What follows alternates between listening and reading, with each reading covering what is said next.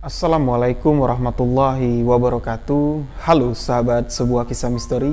Kembali lagi bersama saya Rio Wijaya. Terima kasih kepada sahabat-sahabat yang telah mendengarkan kisah misteri yang saya ceritakan. Terima kasih juga kepada sahabat-sahabat yang selalu memberikan dukungan, memberikan support agar channel ini dapat berkembang. Untuk sahabat-sahabat yang telah memberikan like, komen, dan mensubscribe channel ini, saya ucapkan banyak-banyak terima kasih. Untuk sahabat-sahabat yang baru mendengarkan kisah misteri yang saya ceritakan, sahabat-sahabat boleh mengklik tombol subscribe dan jangan lupa aktifkan notifikasi loncengnya agar tidak ketinggalan video-video sebuah kisah misteri selanjutnya. Di sebuah kisah misteri kali ini, saya akan menceritakan sebuah kisah misteri yang terjadi di Jambi.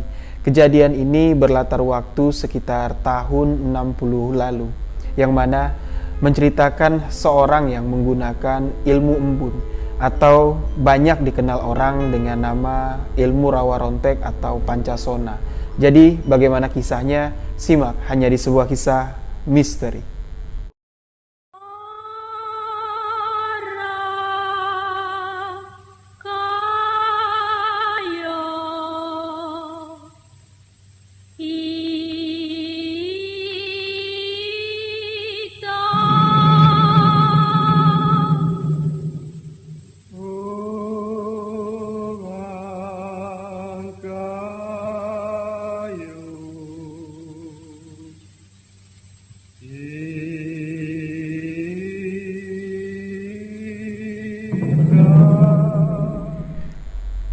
Ilmu pancasona atau ilmu rawe rontek banyak dikenal di kalangan masyarakat sebagai ilmu kebal yang sakti mandraguna. Untuk pengguna ilmu rawe rontek atau ilmu pancasona ini, bila mana tubuhnya terluka, dia akan kembali menyatu jika darah atau bagian lukanya itu menyentuh bumi atau terkena tanah. Nah, ilmu ini juga ada di Jambi. Namun di Jambi dikenal sebagai nama ilmu embun. Memang ada sedikit perbedaan dari ilmu rawe rontek atau ilmu pancasona, yang mana ilmu embun ini, jika mana orang yang menggunakan ilmu embun ini, bagian tubuhnya terluka atau orang itu mati, baik terkena santet, baik terkena apapun lah yang menyebabkan seseorang itu mati, jika mana kalau dia belum menginginkan dirinya mati, pada pagi hari setelah dimakamkan, ketika embun turun ya dari langit, orang yang menggunakan ilmu embun ini akan kembali hidup kembali. Dan kejadian ini terjadi di tahun 60 lalu di salah satu kabupaten yang berada di Provinsi Jambi. Kisah ini saya dapatkan ketika beberapa waktu yang lalu saya berkunjung ke salah satu tempat di Provinsi Jambi. Jadi saya mendapatkan cerita kalau ada sebuah makam yang dikeramatkan oleh warga setempat. Yang konon kisah dari orang yang dikebumikan di tempat tersebut atau di keramat tersebut dulunya memiliki ilmu embun yang sakti mandraguna. Jadi kisah ini terjadi di tahun 60 yang lalu. Seorang laki-laki sekitar usia 56 tahun hidup di sebuah desa dan hidup sangat sederhana dengan keluarganya. Memiliki 2 orang istri dan 1 orang anak dari anak pernikahannya yang kedua. Ya, kita sebut saja orang ini dengan nama Soret. Jadi Soret ini pekerjaan sehari-harinya adalah memotong getah atau menyadap getah warga yang ada di sana. Jadi memang setiap pagi, mulai dari pagi hingga sore hari, aktivitas yang dilakukan Soret ya berada di ladang lah, berada di kebun karet, menyadap karet. Jadi warga memang mengenal Soret ini selain dia pekerja keras, dia juga orang yang memiliki kemampuan spiritual yang cukup tinggi, apalagi untuk di bidang olah kanuragan atau bela diri lah. Jadi memang beliau pada malam hari setelah selesai dari pekerjaannya untuk menyadap karet, pada malam-malam tertentu seperti malam Senin, malam Jumat, dan malam-malam lainnya, Soret ini membuka gelanggang silat atau di pekarangan rumahnya dia sering mengajar anak-anak kecil hingga remaja untuk berlatih silat atau bela diri. Ya, jadi memang di Jambi ini memiliki ciri khas kebudayaan seni bela diri atau pencak silat tersendiri ya. Seperti di daerah-daerah lain lah, seperti di Banten, di Jawa, di Jambi juga memiliki satu ciri khas bela diri, yaitu pencak silat. Nah, jadi singkat cerita, Soret ini dikenal lah sebagai guru pencak silat. Dan juga ada beberapa warga, bila mana ada memiliki masalah dengan hal-hal mistis atau hal-hal gaib, seringkali berkonsultasi dengan Pak Soret ini. Jadi pada suatu ketika, saat itu Pak Soret sedang berjalan menuju ke ladangnya. Nah, warga mengatakan pada hari itu, ya sekitar masih jam 7:30 pagi, masih pagi sekali, Pak Soret ini diketemukan sudah tidak bernyawa lagi, ya, di jalan menuju ke ladangnya. Dan warga melihat kalau di bagian kaki Pak Soret ini terdapat bekas patukan ular. Nah, jadi warga mengira, wah berarti Pak Soret meninggal karena dipatok ular. Jadi warga yang menemukan jenazah Pak Soret langsung membawanya ke rumah, mengabari warga kampung sekitar kalau Pak Soret sudah meninggal dunia. Ya, jadi warga berbondong-bondong lah datang ke rumah almarhum ya untuk melayat, untuk mengurus jenazah beliau. Karena semasa hidupnya Pak Soret ini dikenal orang yang sangat baik. Ya, jadi murid-murid silatnya Pak Soret juga ikut mengantarkan almarhum ke liang lahat, tempat peristirahatan terakhirnya. Nah, di sini Pak Soret yang memiliki 2 orang istri tinggal dalam satu rumah dan hanya memiliki 1 orang anak laki-laki. Pada saat itu masih berusia 11 tahun. Ketika setelah almarhum dikebumikan pada siang hari itu, ya warga berbincang lah, kok Pak Soret cepat sekali dipanggil Allah. Orang baik tuh memang kayak gitulah. Ada lagi warga yang menyambungkan, orang baik pasti selalu cepat dipanggil Gusti Allah. Coba aja orang-orang yang jahat, ya pasti lama matinya, pasti umurnya panjang. Ya, jadi warga berbincang lah ya, sedih lah mendengar kalau Pak Soret udah nggak ada lagi. Nah, jadi setelah pemakaman selesai, hari pun mulai malam. Di rumah duka pun diadakan yasinan. Yang mana pada saat itu di tahun 60, lokasi tempat kejadian Pak Soret ini sama sekali belum terjamah oleh listrik. Mereka masih menggunakan lampu serongkeng, kalau kami orang Jambi bilang tuh, ya lampu lentera lah ya, yang dipompa menggunakan minyak tanah dan ada seperti sumbu yang berbentuk kaos kaki. Itu kalau dipompa, semakin banyak memompanya, lampu itu akan semakin lama hidupnya. Ya, maksimal batas waktu hidup dari lampu serongkeng ini sekitar 8 jam lah. Nah, jadi pada acara yasinan di rumah almarhum Pak Soret, dipasanglah beberapa serongkeng untuk menerangi rumah tersebut. Seperti biasa, tradisi yang ada di kampung, setelah membacakan surat Yasin, setelah membacakan doa untuk almarhum yang telah meninggal, warga pun dipersilakan untuk makan bersama-sama. Jadi setelah acara itu selesai, tidak ada satu orang pun yang curiga kalau kematian dari Pak Soret ini ada apa-apanya atau terjadi keganjilan. Nah, salah satu ustadz yang ada di kampung itu mengatakan kepada salah satu istri dari almarhum Pak Soret, ketika warga sudah pulang ke rumah masing-masing, di situ tinggallah Pak Ustadz dan salah satu istri dari Pak Soret. Ya, beliau mengatakan, "Bu, sebenarnya ketika tadi saya ikut memandikan jenazah, saya ikut memakamkan almarhum Bapak. Di situ saya melihat keganjilan. Keganjilan yang ada di tubuh jenazah yang akan dikebumikan." Di sini istrinya Pak Soret itu nggak ngerti apa yang dimaksud oleh Pak Ustadz. Nah, Pak Ustadz mengatakan, ya dalam menurut ilmu kebatinan yang saya pelajari, ya dan beberapa syariat Islam yang saya tahu, ketika jenazah sudah meninggal, kakinya itu turun ke bawah. Namun kaki dari almarhum suami ibu, ketika dimandikan, kakinya berdiri dan telapak kakinya itu masih hangat. Masih terasa hangat layaknya orang yang tertidur. Ketika dikebumikan, saya yang menggendong jenazah Pak Soret yang ada di bawah, di liang lahat. Itu ketika saya menyambut dari atas, saya merasa kalau jenazah dari Pak Soret ini bergoyang. Ya seperti begini. Lalu istrinya Pak Soret pun bertanya dengan Pak Ustadz, jadi maksud Pak Ustadz apa? Ya mohon maaf sebelumnya, tapi kalau menurut firasat saya, takutnya nanti arwah atau jasad dari Pak Soret bisa hidup kembali. Nah, jadi istri dari Pak Soret ini kaget bukan main. Pak Ustadz jangan gitulah. Ya, walaupun beliau suami saya, kalau Pak Ustadz mengatakan hal seperti itu ya, saya jadi takut Pak. Semasa hidupnya memang ya, saya istrinya. Tapi kalau tiba-tiba Pak Soret kembali setelah dimakamkan ya, jujur saya takut Pak. Nah, jadi setelah pembicaraan itu Pak Ustadz pun mengatakan kepada istri almarhum Pak Soret, ya udahlah mudah-mudahan aja cuman firasat saya. Sama-sama kita berdoa, semoga Allah menerima amal ibadah dari almarhum.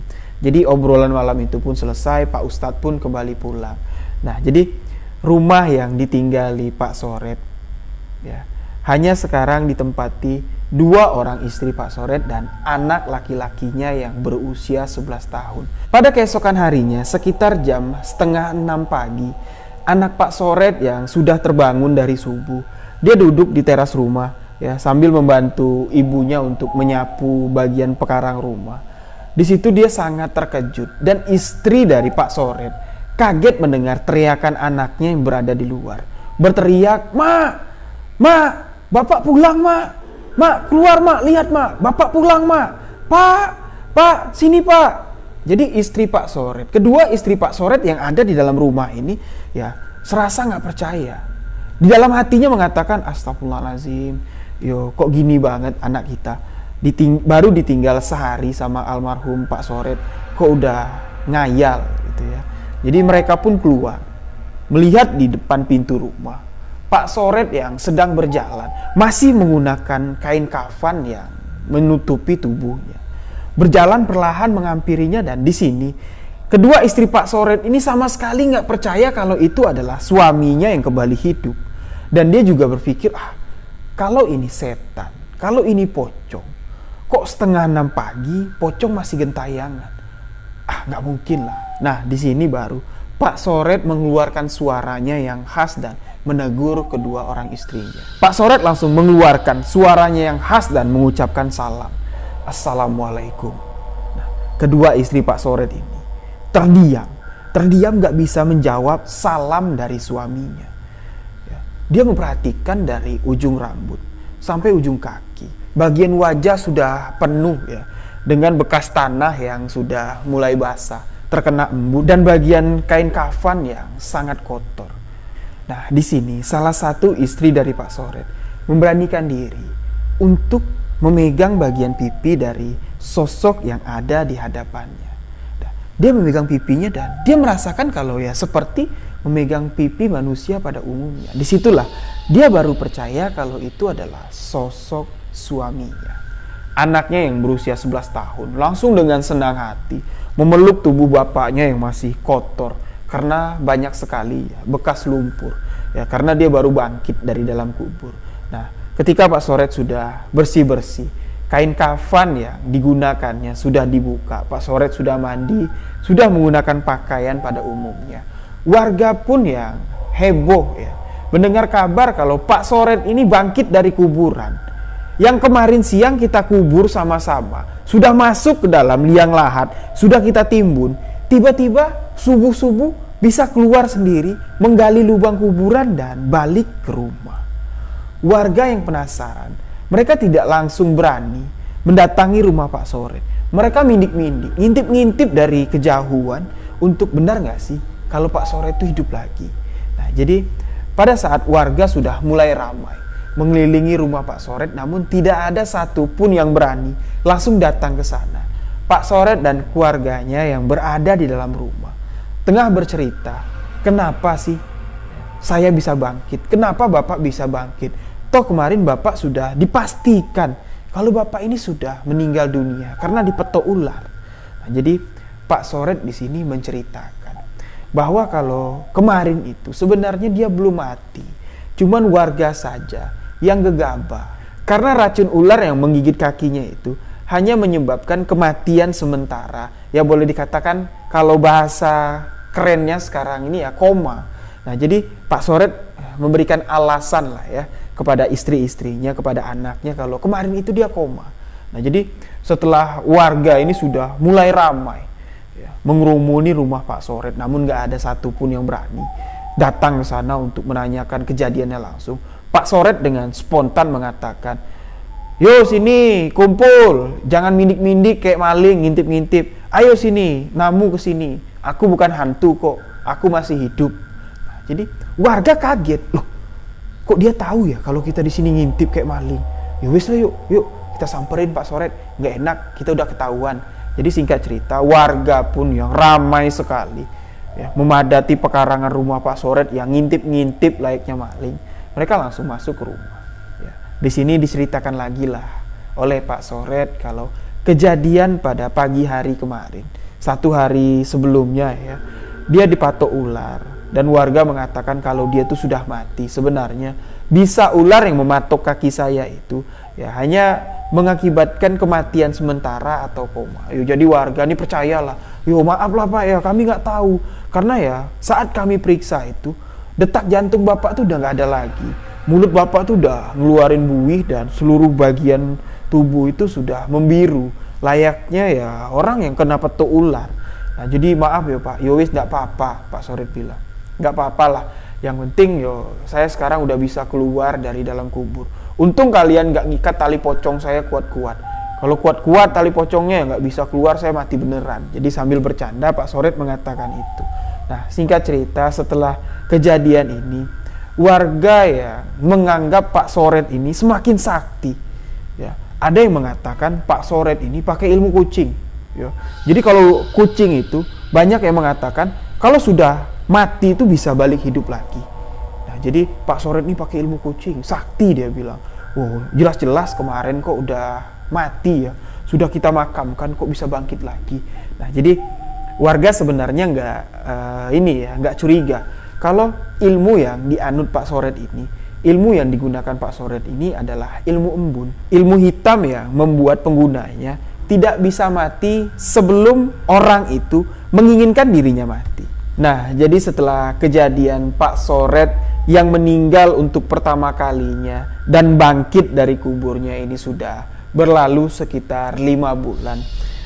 Pada suatu hari terjadi lagi sebuah tragedi yang dialami oleh Pak Soret, yang mana pada saat itu ada keramaian, ya, ada acara ya seperti bazar lah atau ya pasar dadakan lah di kampung mereka, yang mana memang itu sangat jarang sekali. Ya biasalah kalau ada acara seperti itu, preman-preman kampung pada ngumpul, kembang-kembang desa pada keluar semua, karena ya memang itu salah satu hiburan untuk warga setempat.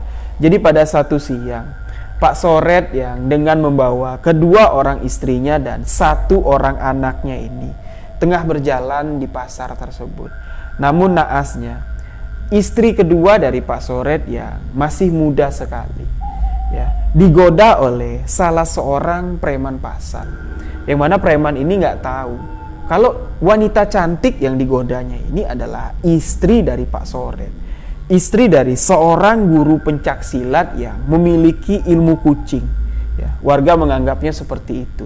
Jadi preman itu langsung mencolek bagian pinggul dari istri Pak Soret. Ya jelas lah ya, wanita kalau dicolek orang nggak dikenal tuh langsung spontan teriak, "Apa-apaan sih kamu, kurang ajar." Pak Soret yang melihat itu ya dia emosi, dia cuma tersenyum dan mengatakan kepada preman itu, "Maaf ya mas, ini istriku, nggak patut lah kamu buat seperti itu." Nah, jadi ya karena preman ini ya namanya preman lah ya, kalau nggak sombong, kalau nggak sok jago bukan preman. Di situ dia langsung menantang Pak Soret. "Woi orang tua, kamu udah tua, udah bawa tanah, nggak pantas kamu dapat istri cantik kayak gitu. Mendingan istri kamu hibahkanlah sama aku sebelum kamu mati." Dia bilang seperti itu. Namun di sini Pak Soret tetap tersenyum. Nah, karena Pak Soret yang selalu tersenyum, dicaci maki oleh preman itu. Preman ini kesal, langsung mengeluarkan sebilah golok yang ada di balik jaketnya dan langsung ya mengapak bagian leher Pak Soret. Namun Pak Soret yang memiliki keterampilan bela diri, dia dapat mengeles. Namun bacokan kedua nggak bisa dielakkan oleh Pak Soret. Bagian tangannya terkena sayatan golok itu dan hampir putus. Namun di sini Pak Soret cuma tersenyum. "Yaudah, puas kamu. Ya, kalau udah puas, golokmu udah makan darah, mendingan kamu pulang." Jadi preman ini ngelihat darah yang di tangan Pak Soret ini bercucuran dengan deras, namun Pak Soret sama sekali tidak merasakan sakit. Ya, preman ini ya lari terbirit-birit, dan seluruh warga yang ada di sana tahu kalau Pak Soret diserang oleh preman. Preman ini langsung dikejar.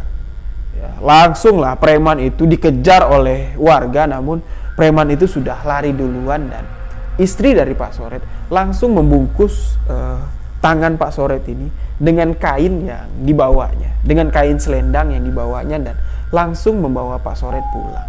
Jelas di sini warga yang ada di pasar itu melihat kalau bagian tangan Pak Soret ini hampir putus, terkena sabetan golok yang sangat tajam. Namun keesokan harinya Pak Soret yang bagian tangannya ini sudah sembuh, kembali ke pasar itu, ya, ke pasar itu mencari preman yang membacoknya kemarin. Namun di situ dia tidak dapat lagi ya bertemu dengan preman itu, karena ya mungkin preman itu sudah takut dikejar oleh massa pada siang hari kemarin tuh, ramai sekali untuk mengeroyoknya karena sudah membacok Pak Soret. Nah, jadi warga yang melihat tangan Pak Soret, loh kok itu tangannya kok nggak ada lecet-lecetnya, perasaan jelas sekali loh kemarin itu tangannya robek, darahnya bercucuran, dibungkus sama istrinya pakai kain selendang, kok sekarang sudah sembuh. Nah, jadi warga yang penasaran ya langsung memanggil Pak Soret. Pak, mampir Pak ke sini. Jadi ada sebuah warung kopi di pasar itu, ya. Pak, ke sini Pak, ngopi dulu.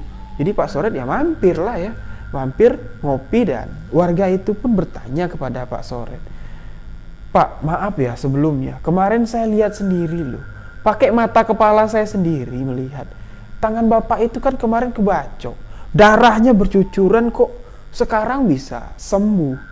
Nah, coba saya lihat Pak, boleh Pak? Ya silahkan. Ya. Di situ dicek oleh warga itu, memang sama sekali tidak ada bekas luka, sama sekali tidak ada bekas luka, ya layaknya tangan yang belum pernah terbacok lah ya, atau terkena benda tajam. Dan di sini Pak Soret mengatakan bahwa apa yang kalian lihat kemarin itu sebenarnya salah satu trik atau salah satu kemampuan saya di bidang olah kebatinan, ya, olah kanuragan. Ya kalau sekarang tuh orang bilang sulap mata. Jadi orang kebal itu ada bermacam-macam sebenarnya. Ada yang tebal, ada yang kebal, dan ada juga yang pakai ilmu sulap mata. Nah, yang kalian lihat kemarin ya, itu adalah trik saya dengan olahan kebatinan. Jadi ya, kalian lihat itu kemarin luka, padahal nggak luka sama sekali. Itu cuman buat menakut-nakuti orang yang membacok tangan saya. Ya, jadi kalau sepintas dilihat tangan saya itu luka, berdarah, bercucuran, namun sebenarnya enggak. Nah, jadi kembali lagi Pak Soret ini menutupi ilmu embun, ilmu hitam yang dimilikinya.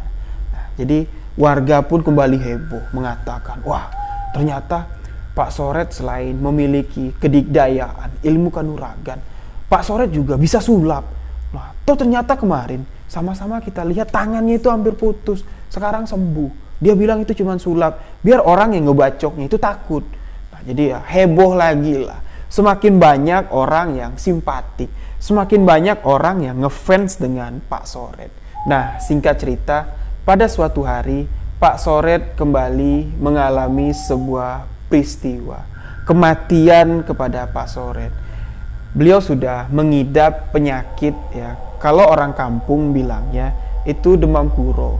Tapi kalau untuk bahasa nasionalnya lah, atau warga mengenalnya sekarang ini seperti malaria.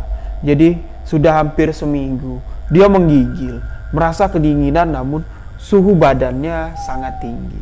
Jadi ya selama 1 minggu dia sudah berobat ke mantri ya. Pada saat itu belum ada dokter, itu pun mantrinya harus didatangkan jauh sekali, dan juga sudah memakan obat-obat kampung.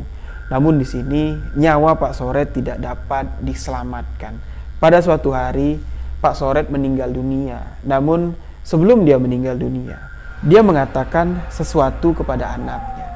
Ya, anaknya yang menangis di samping Pak Soret yang sedang menggigil, kedinginan. Oh, tolong nak, tolong bapak nak, bapak dingin nak. Nah, jadi anaknya yang baru berusia 11 tahun ini menangis sejadi-jadinya. Pak, jangan tinggalin adik pak. Pak, kalau bapak pergi siapa yang nemenin adik main pak? Nah, Pak Soret mengatakan, enggak dek, bapak enggak bakal pergi. Palingan kalau bapak pergi ya cuman sebentar. Bapak belum mau mati. Kalau bapak belum mau mati, bapak nggak akan mati. Jadi dia mengatakan itu kepada anaknya. Ketika malam hari, setelah siang harinya Pak Soret mengatakan hal seperti itu kepada anaknya, Pak Soret pun meninggal dunia. Nah, jadi warga yang mendengar kalau Pak Soret meninggal dunia untuk kedua kalinya, mereka pun berbondong-bondong malam itu datang untuk melayat ke rumah almarhum Pak Soret. Ya, warga jelas melihat jenazah Pak Soret sudah terbujur kaku di ruang tengah, ditutupi dengan kain. Warga satu persatu yang penasaran membuka kain tutup jenazah, melihat kalau memang benar ya, Pak Soret sudah meninggal dunia. Di bagian lehernya dirasakan tidak ada denyut nadi. Di bagian hidungnya sudah tidak ada lagi nafas yang berhembus. Dan warga memastikan, wah benar, Pak Soret meninggal karena sakit demam kuro. Astagfirullahaladzim. Nah, di sini lagi-lagi Pak Ustadz yang kemarin mengatakan kepada salah satu istri dari Pak Soret ini, yang kematian Pak Soret yang pertama, Pak Ustadz ini kan sudah mengira kalau Pak Soret akan bangkit lagi, akan hidup lagi, karena dari tanda-tanda yang dia rasakan. Namun di sini Pak Ustadz kembali merasakan hal yang sama. Secara tidak langsung agar warga tidak curiga dengan apa yang dilakukan Pak Ustadz ini. Pada malam itu, Pak Ustadz yang seperti memijit kaki dari jasad Pak Soret, sampailah dia ke bagian telapak kaki. Di situ dia kembali melihat kalau telapak kaki Pak Soret ini bukannya turun ke bawah, melainkan masih berdiri ke atas, dan di bagian telapak kaki bawahnya ya, di bagian rongga kakinya ini masih terasa hangat, layaknya orang yang sedang tidur. Namun di sini ya Pak Ustadz tidak menceritakan kejadian ini kepada warga, hanya membisikkan kepada istri dari Pak Soret. Dia mengatakan, Bu, apa yang saya rasakan kepada jasad Pak Soret ini sama halnya dengan saya rasakan ketika dia meninggal tempo hari. Saya takut Pak Soret akan kembali hidup lagi, akan bangkit lagi. Namun di sini istrinya ini udah nggak takut lagi kalau suaminya bangkit, karena apa yang ditakutnya tempo hari itu kalau suaminya ini gentayangan jadi hantu.